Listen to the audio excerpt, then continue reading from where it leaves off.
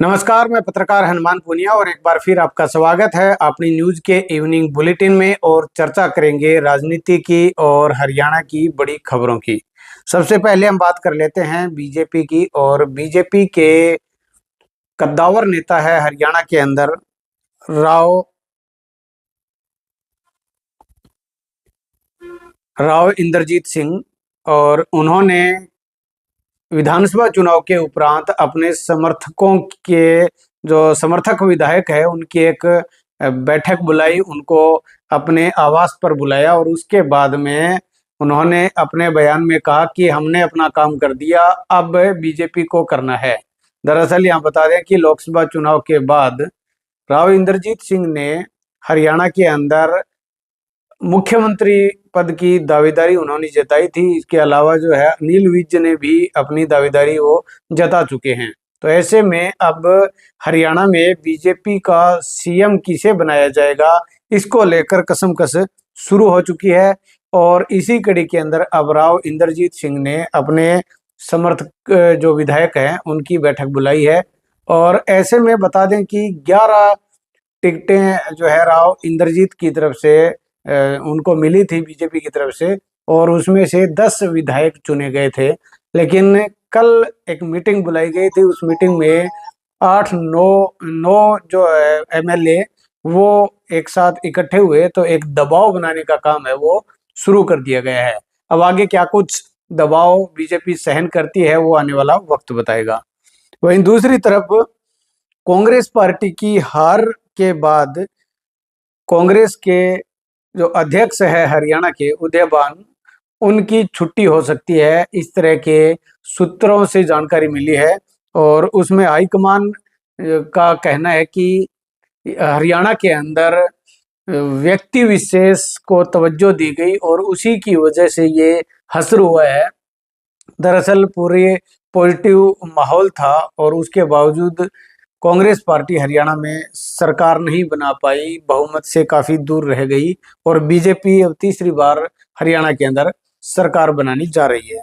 तो इसको लेकर अब बीजेपी के जो जिस तरह का रवैया देखने को मिला उस पर एक अब एग्जाम्पल दिया जा रहा है कि मोहन भड़ोली जो कि बीजेपी के अध्यक्ष हैं हरियाणा के, वो मौजूदा विधायक होने के बावजूद उन्होंने चुनाव नहीं लड़ा और संगठन को मजबूत करने का काम किया।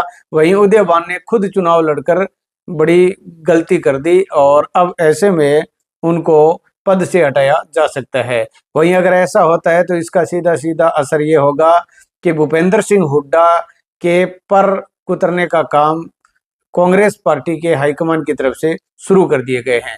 दरअसल भूपेंद्र सिंह हुड्डा पर इस हार का ठीकरा फोड़ा जा रहा है। वहीं दूसरी तरफ आम आदमी पार्टी की तरफ से भी राज्यसभा सांसद संजय सिंह है, उन्होंने कहा कि कई सत्रों पर रणनीतिक चूक हुई है, इसकी समीक्षा कांग्रेस पार्टी को करनी चाहिए।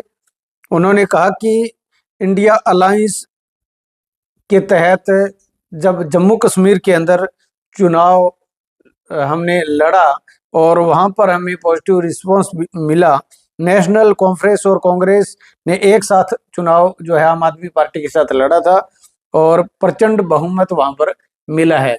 ऐसे में अगर हरियाणा में भी इस तरह का होता तो ये स्थिति हरियाणा के अंदर नहीं होती और इंडिया गठबंधन की सरकार हरियाणा में बनती। संजय सिंह ने कहा कि स्टेट लीडरशिप ने उन फैसलों को बदल दिया और बगैर गठबंधन के चुनाव लड़ा और इसका जो नुकसान है वो कांग्रेस को देखने को मिला है। वहीं उन्होंने बताया कि अगर आम आदमी पार्टी और समाजवादी पार्टी को जो टिकट देकर यहाँ पर और अलायंस के तहत चुनाव लड़ा जाता तो पूर्ण बहुमत के साथ इंडिया गठबंधन की सरकार बनती। वहीं अब नई सरकार का गठन हुआ नहीं है, लेकिन बावजूद इसके हरियाणा सरकार जो कि अभी गठन होना बाकी है, लेकिन फिर भी आधिकारिक तौर पर कर्मचारियों को दिवाली से पहले एक बड़ा ऑफर, बड़ा गिफ्ट दिया गया है। सरकार ने बीमा राशि 30 लाख जो बढ़ाकर उसको 50 लाख कर दिया है। दरअसल ये बता दें कि जो जो ऑफर बढ़ाए गए हैं, जो दिए गए हैं, वो मैं आपको पूरा विस्तार से बताऊंगा, लेकिन उससे पहले मैं बता दूं कि हरियाणा के अंदर बीजेपी को कर्मचारियों की नाराजगी का सामना करना पड़ा है। कर्मचारियों ने बीजेपी को वोट कम दिए हैं, तो ऐसे में अब कर्मचारियों को रिझाने का एक प्रयास बीजेपी की तरफ से किया जा रहा है और उसी के तहत अब कर्मचारियों को परमानेंट टर्म इंश्योरेंस दुगना कर दिया है। इसे 2 से बढ़ाकर 4 लाख कर दिया है। वहीं दुर्घटना बीमा और विकलांगता बीमा राशि 30 लाख से बढ़ाकर 50 लाख कर दी गई है। वहीं आंशिक विकलांगता कवर को बढ़ाकर 10 गुना कर दिया गया है। कवर पहले 5 लाख का था, वही अब उसको बढ़ाकर 50 लाख का कर दिया है। यह बता दें कि हरियाणा कर्मचारी एसोसिएशन मेडिकल क्लेम राशि बढ़ाने की मांग कर रही थी। सरकार ने इस कदम को जो है आगे बढ़ाते हुए राहत देने का काम किया है। इसके अलावा राजनीति से हटकर अगर बात करें तो करनाल में प्रेम प्रसंग के चलते पत्नी और भांजे ने मिलकर पति की गला दबाकर हत्या कर दी। आरोपियों ने खुद इसका खुलासा किया है। मृतक संजीत कुमार ने उन्हें आपत्तिजनक स्थिति में देख लिया था और उसके बाद मृतक की पत्नी सविता ने मृतक संजीत की टांगे दबाई और भांजे अमित ने छाती पर बैठकर उसका गला दबा दिया। पूरी वारदात के बाद सातिर पत्नी ने पति की गुमशुदगी की रिपोर्ट दर्ज करवा दी। पुलिस ने इस मामले के अंदर घर से थोड़ी दूर पर शव बरामद कर लिया। सीसीटीवी फुटेज और आसपास के लोगों से जब बातचीत की तो शक पत्नी पर हुआ और पत्नी से जब सख्ती से पूछताछ की गई तब उसने अपना जुर्म कबूल कर लिया। चौकीदार के पद पर संजीत कार्य कर रहा था और जो उसका भांजा है उसको भी पुलिस ने गिरफ्तार कर लिया और अदालत में उसको पेश कर दिया। ये हरियाणा सत्र की आज की बड़ी घटनाएं जो हमने आपको बताई है। वही अब बात कर लेते हैं सिरसा की बड़ी खबरों की। तो सिरसा में जमानत पर जेल से बाहर आते ही गर्भवती महिला को जेल के सामने ही एक तेज रफ्तार बाइक ने टक्कर मार दी और उसके बाद गंभीर हालात के अंदर उसको अस्पताल में भर्ती करवाया गया और वहां पर उसकी उपचार के दौरान मौत हो गई। अग्रवा मेडिकल कॉलेज में उनको दाखिल करवाया गया था और वहां पर मौत हो गई। मृतक महिला के गर्भ में 7 महीने का शिशु पल रहा था। मृतक महिला की पहचान हरजीत कौर के नाम से हुई है। सिविल लाइन थाना पुलिस ने बाइक चालक के खिलाफ केस दर्ज कर दिया है। एलनाबाद के वार्ड नंबर 6 निवासी हरजीत कौर सदर थाना सिरसा पुलिस ने नशा तस्करी के आरोप में करीब 1 माह पहले गिरफ्तार किया था और आरोप में गिरफ्तार करने के बाद अब जो है जमानत पर उसको रिहा किया गया था। वीरवार को हरजीत कौर कोर्ट से जमानत मिलने के उपरांत जेल से बाहर आई थी और जेल के सामने ही उसका जो पति है बलजिंदर सिंह उसे लेने के लिए आया हुआ था। जैसे ही जेल के सामने जो रोड है उसको क्रॉस करने लगी तो एक बाइक सवार ने उसको टक्कर मार दी और इससे महिला की मौत हो गई। वहीं दूसरी जो घटना है वो नशे पर है और नशे की वजह से एक युवक और मौत के ग्रास में जा समाया है। दरअसल ये घटना है कालावाली के हुड्डा सेक्टर 3 में उगी झाड़ियों में शुक्रवार को एक युवक का शव बरामद हुआ। युवक नशे का आदी था जिसकी पहचान शनिदेव मंदिर वार्ड नंबर 1 निवासी विकास कालावाली के रूप में हुई है। सूचना मिलने के बाद कालावाली की पुलिस मौके पर पहुंची और शव को अपने कब्जे में लेकर आगामी कार्रवाई शुरू कर दी है। परिजनों के मुताबिक नशा छुड़ाने के लिए युवक को बठिंडा पंजाब और संगरिया राजस्थान के नशा मुक्ति केंद्र भी लेकर गए थे। उन्होंने बताया कि विकास वीरवार शाम को ही घर से गया था लेकिन घर वापस नहीं लौटा। उन्हें शुक्रवार सुबह इस बात की सूचना मिली कि उसका जो शव है वो झाड़ियों में पड़ा मिला है।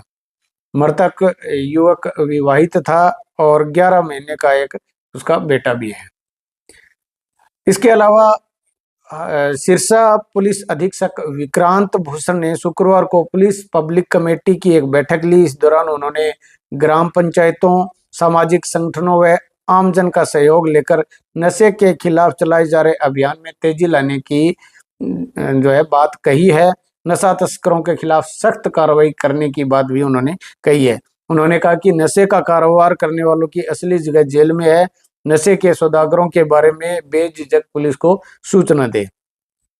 वहीं पिछले 11 दिन से बकरियां वाली गांव, जो कि सिरसा जिला का गांव है, और वहां पर 5 गांव के किसान धरने पर बैठे हैं। और आज उन्होंने सुबह 10 बजे से दोपहर 12 बजे तक सांकेतिक रोड जाम किया। यह बता दें कि पिछले 11 दिन से 5 गांव, जिसके अंदर बकरियां वाली, गुडिया खेड़ा, चौबुर्जा, मोडिया खेड़ा और माधो सिगाना है, और उन किसानों की पिछले 20 साल से मांग है कि शेरावाली नहर का लेवल ऊंचा किया जाए।